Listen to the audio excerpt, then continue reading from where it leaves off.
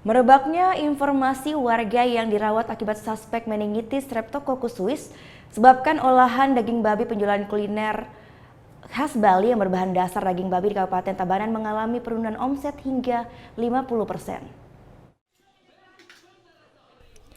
Sejak merebaknya kasus MSS yang menimpa 3 warga di Tabanan, akibat mengonsumsi olahan daging babi mentah berdampak pada menurunnya penjualan kuliner yang menggunakan bahan dasar babi.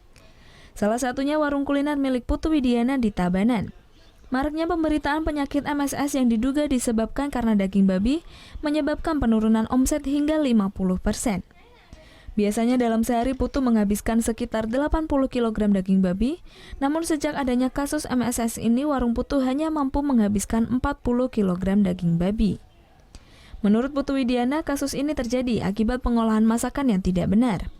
Apalagi saat ini Dinas Peternakan Provinsi Bali telah menyatakan hasil uji sampel darah babi yang diduga terinfeksi bakteri Streptococcus suis adalah negatif. Nah, imbauan kan dari pemerintah, aparat yang terkait memberitahu kepada masyarakat kalau sudah negatif, kan semestinya pemberitaan itu harus semakin gencar biar masyarakat tidak jadi menimbulkan permasalahan di masyarakat, biar aman dari masyarakat konsumsi daging babi ya.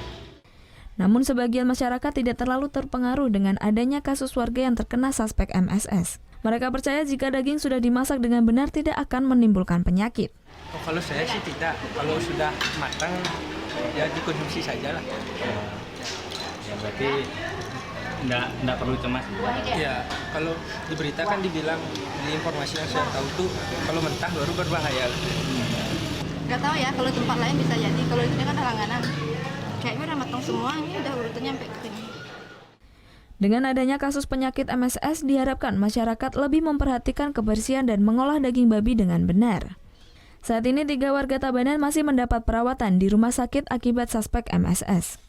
Mereka kini masih menunggu hasil uji sampel darah dan cairan otak dari laboratorium mikro Rumah Sakit Sanglah Denpasar. Surya Sanjaya melaporkan untuk NET. Thank you. Udah selesai nonton beritanya. Jangan pergi dulu dong. Subscribe dulu dan nonton tayangan lainnya di sini. Subscribe, nonton lagi. Subscribe, nonton lagi.